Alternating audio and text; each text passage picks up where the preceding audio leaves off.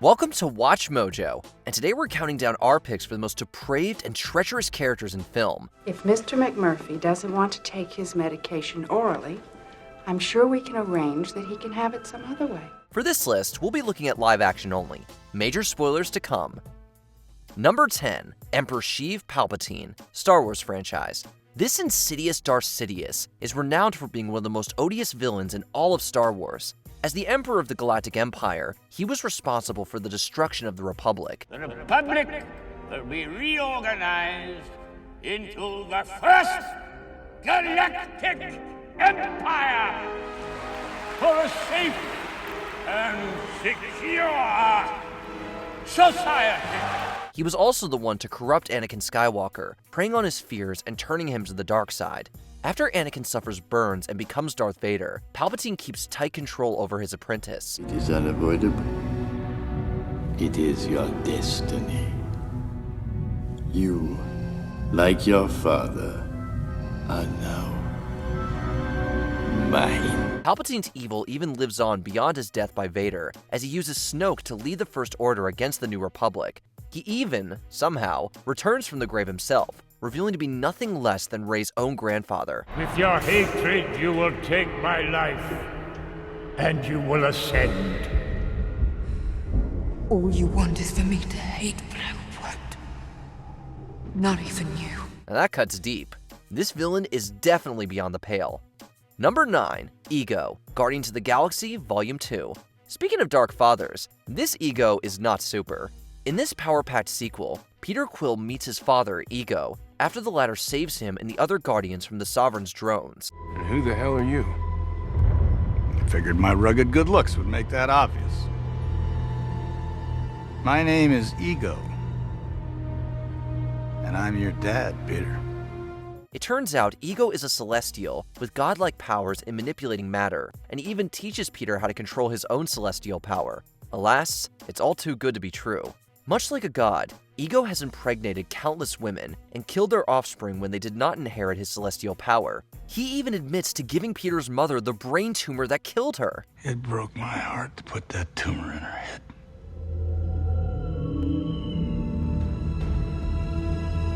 What? To top it all off, he then drains Peter's energy.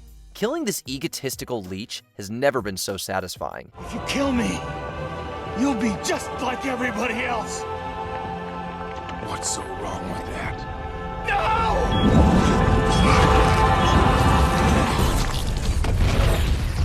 Number 8, Warden Samuel Norton, The Shawshank Redemption.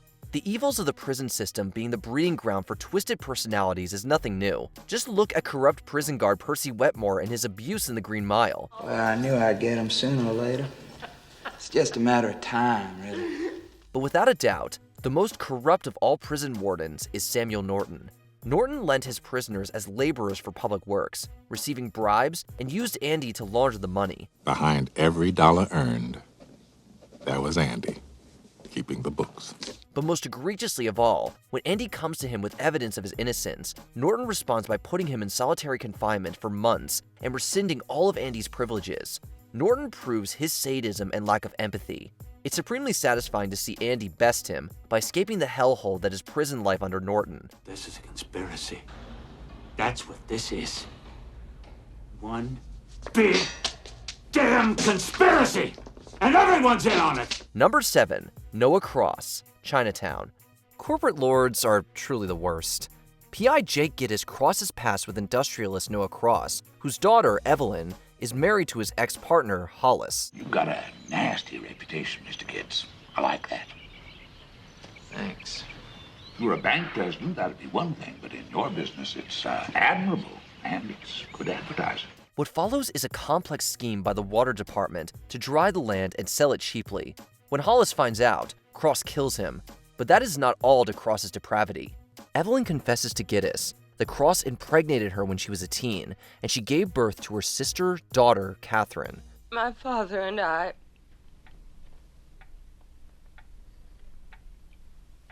understand. Or is it too tough for you? One of the most bone-chilling moments is when Evelyn tries to protect Catherine from Cross, only to end up dead with Cross dragging Catherine away. Forget it, Jake. It's Chinatown. Now this is the true heart of darkness. Number 6. Cypher, the Matrix. Choosing fantasy over real life has never been so morally compromised. Morpheus and his crew fight against the supercomputers that keep mankind enslaved and sedated in the Matrix. This is APOC, Switch, and Cypher. Hi. The ones you don't know, Tank, and his big brother Dozer.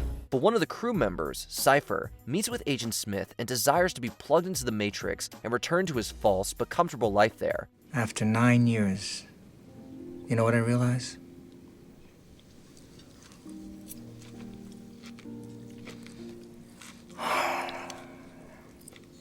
Ignorance is bliss. And Cypher is not only content with betraying his friends.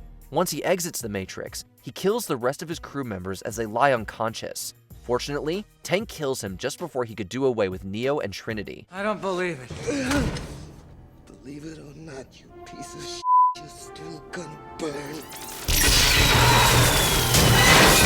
Number 5. Peter Pettigrew, Harry Potter franchise. Speaking of rats, here is one of the most treacherous of all. When thinking about irredeemable Harry Potter characters, Dolores Umbridge certainly comes to mind. Enough! Enough. See me later, Mr. Potter. My office. But without Peter Pettigrew's treachery, this whole series would have never happened. When the Potters are targeted by Voldemort, Sirius persuades them to make their close friend Peter the secret keeper instead of him. The obvious choice. You sold James and Lily to Voldemort, didn't you? I didn't mean to! The Dark Lord, you've no idea the weapons he possesses. Little did they know that Peter was a spy working for Voldemort, and he ratted the Potters' secret location. Most outrageous of all, he escapes capture and returns to Voldemort, helping resurrect him into greater power. I returned out of fear, not loyalty. Still, you have proved yourself useful these past few months, Wormtail. Number 4. Mary Lee Johnston, Precious. One thing arguably worse than a friend's betrayal is a family's betrayal. Precious is a young Harlem teen struggling not just with poverty. All right, well then how about if I come to your house? If I were you, I wouldn't. I'm going to have to suspend you. They ain't fair. I don't do nothing. I do my work. My grades is good. Her mother, Mary Lee, not only allowed her husband to impregnate Precious, but also abused her herself. Why does she hate Precious so much? She was jealous of what she considered Precious's seduction of her husband and held her responsible for his eventual abandonment. Was my man, and he wanted my daughter. And that's why I hated her. Precious finally gets the courage to stand up to her abuser, sever ties, and leave with her 2 children. Mary's monstrosity going unpunished, however, makes Precious's victory bittersweet. No, I never knew what you was until this day. Not even after all them things you did. Maybe I was too stupid. Maybe I just didn't want to. You ain't gonna see me no more. Number 3. Captain Vidal, Pan's Labyrinth. Just seeing this villain shave makes our skin crawl. Got him.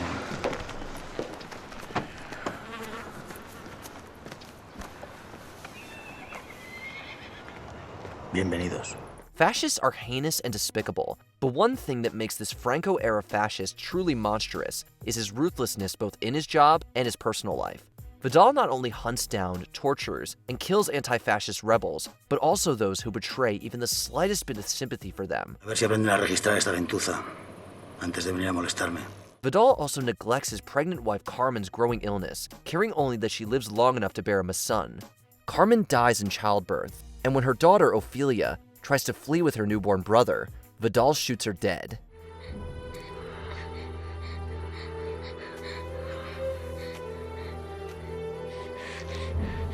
Luckily, the rebels get Vidal and kill him, rescuing his son, a very fit ending for this horrible monster. Number 2. Nurse Ratched, One Flew Over the Cuckoo's Nest. We have seen people in positions of power abuse that power dishonorably, but a prison warden is one thing, a nurse is another. Good morning, Miss Ratched. Good morning. Good morning, Miss Ratched. Nurse Ratched is head nurse of a mental health hospital, a tyrant over her patients. When free-spirited Randall McMurphy threatens her control over the patients, Ratched takes away the patients' cigarettes and their card-playing privileges. Ratched sent the rebels to the disturbed ward. Mr. Cheswick, would you please follow me? Mr. Cheswick. When Ratchet catches Billy with a girlfriend, she confronts him and psychologically manipulates him by bringing up his mother.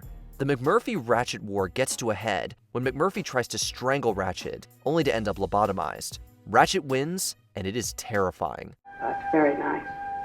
Now you feel better, don't you? Yes, ma'am. Before we unveil our top pick, here are a few honorable mentions. Bryony Tallis, Atonement. Because this 13-year-old's lies destroyed her entire family. Tell me, did it give you pleasure to think of me inside? No. But you did nothing about it? Immortan Joe, Mad Max franchise. For being a slave master and unconscionable tyrant. I am your redeemer. It is by my hand you will rise from the ashes of this world. Denethor, Lord of the Rings, The Return of the King. For his greed, selfishness, and corruption as Gondor's steward. You may triumph in the field of battle for a day, but against the power that is risen in the east, there is no victory. Captain Dudley Smith, LA Confidential. Because this cop murders his way to the top. Are you gonna shoot me? Or arrest me?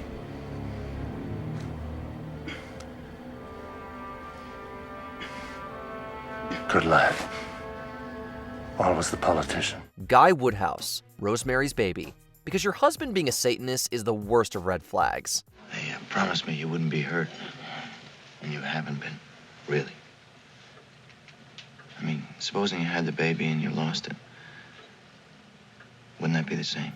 Before we continue, be sure to subscribe to our channel and ring the bell to get notified about our latest videos. You have the option to be notified for occasional videos or all of them. If you're on your phone, make sure you go into your settings and switch on notifications. Number 1. Commodus, Gladiator. You know a villain is truly unforgivable when he murders his own father just so that he can be Emperor of Rome. The ne'er-do-well son of the renowned Marcus Aurelius, Commodus kills his way to the top and threatens to do away with anyone who opposes him. I will give the people the vision of Rome and they'll love me for it. He exiles Roman general Maximus Decimus Meridius, executing his wife and children. When Maximus returns as a gladiator intent on vengeance, Commodus tries to sabotage him by pitting him against the undefeated Tigress and sicking tigers on him. Commodus also threatens his sister and insists she give him an heir. Ugh! Commodus is finally killed by Maximus, which is more than a relief.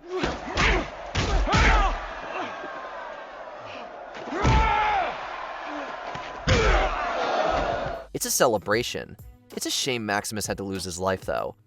Which other villainous characters will you never forgive and never forget? Let us know in the comments down below. Take your weapon. Strike me down with all of your hatred, and your journey towards the dark side will be complete. Did you enjoy this video? Check out these other clips from WatchMojo, and be sure to subscribe and ring the bell to be notified about our latest videos.